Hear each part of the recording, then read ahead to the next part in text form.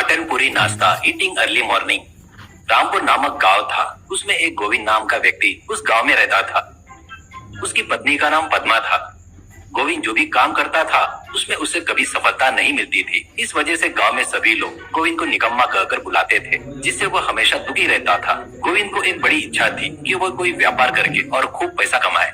गोविंद ने अपनी पत्नी पद्मा से कहा, इस गांव के सभी लोग कहते हैं कि मैं कुछ नहीं कर सकता और मुझ पर हंसते हैं। मैं हर हाल में महान बनना चाहता हूँ ताकि एक दिन मैं उन पर हंसूं जो आज मुझ पर हंसते हैं। ऐसा कहा। पद्मा ने जवाब दिया, अरे सुनो, हमें कोई ऐसा व्यापार करना चाहिए जिससे इन लोगों को सबक मिले। उसने पूछा कि कौन सा व्यापार करना चाहिए। तभी उसको विचार आया कि गांव में एक भी नाश्ते की दुकान नहीं है। जो पंडित जी का होटल है वहाँ का नाश्ता बिल्कुल अच्छा नहीं होता। खासकर उस पूरी के बारे में कुछ कहने की जरूरत ही नहीं है, ऐसा कहता है। पद्मा ने सहमति देते हुए कहा, आप सही कह रहे हैं। पंडित जी के होटल का नाश्ता अच्छा नहीं होता, लेकिन गांव में एक ही होटल के कारण सबको वही खाना पड़ता है। आपका विचार तो बहुत अच्छा है, पर हमारे पास होटल शुरू करने के लिए पैसे तो नहीं है ना। यह सुनकर गोविंद भी सोचने लगा। तभी पद्मा अंदर गई,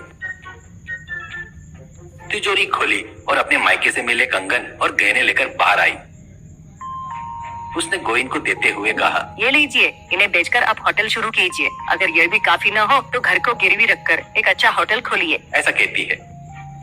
यह सुनकर गोविंद ने अपनी पत्नी को गले लगा लिया और कहा, अगर तुम्हारी जैसी पत्नी मेरे साथ है तो मैं जरूर सफल हो जाऊंगा। ऐसा कहता है। अगले दिन बिना देर किए गोविंद ने सड़क पर एक झोपड़ी जैसा होटल शुरू कर दिया। उसने उस पर गोविंद ढाबा स्टाइल होटल का बोर्ड लगाया। बोर्ड को देखकर लोग हैरान थे। एक आदमी ने गोविंद से कहा, होटल तो बहुत अच्छा लग रहा है। गोविंद ने जवाब दिया, टिफिन भी बहुत अच्छा है सर। ऐसा कहता है। गोविंद के होटल में खाना बनाने के लिए रिंकू और टिंकू नाम के दो मास्टर रसोइयों को रखा, लेकिन इन दोनों में बिल्कुल भी नहीं बनती थी। रिंकू पूरी, वड़ा और इडली बनाता था, टिंकू सब्जियां बनाता था। रिंकू हमेशा कोशिश करता था टिंकू बनाई हुई करी अच्छी ना बने, और टिंकू हमेशा कोशिश करता था कि रिंकू बनाए पूरी, वड़ा और इडली अच्छी ना बने। दोनों एक दूसरे को नीचा दिखाना और खुद को बेहतर साबित करने की कोशिश में लगे रहते थे।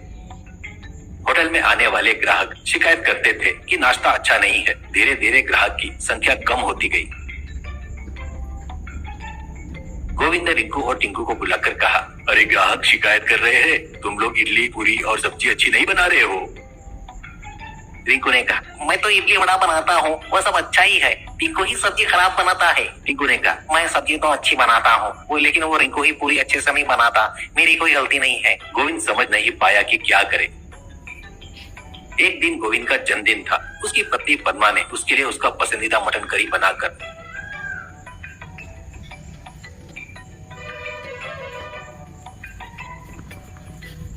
होटल में लेकर आई। होटल में कम ग्राहक थे और रिंकू टिंकू एक दूसरे की शिकायत कर रहे थे।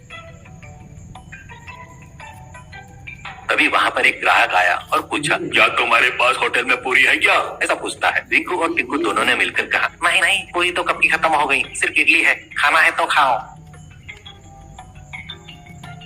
वह ग्राहक जाने लगा। तभी पद्मा ने उसे रोककर कहा, सर बैठिए, आपको पूरी चाहिए ना, मैं देती हूँ। ऐसा कहकर पद्मा अंदर गई। देखा कि सुबह की बनी हुई पूरी चूल्हे के पास पड़ी है। उसने वही पूरी ग्राहक को लाकर परोस दिया। ग्राहक ने थोड़ी सी पूरी का टुकड़ा खाया और कहा, अरे वाह, यह पूरी तो बहुत अच्छी है। इसे कहाँ बनाया गया? यह बहुत बढ़िया है। और आगे कहा, इस पूरी के साथ मटन करी होती तो और भी मजा आता। ऐसा कहा। पद्मा ने तुरंत जवाब दिया, सर मटन करी भी है, क्या मैं परोसूं? ऐसा कहा। ग्राहक ने हाँ कहा और ग्राहक ने मटन करी के साथ पूरी खाई और खूब तारीफ की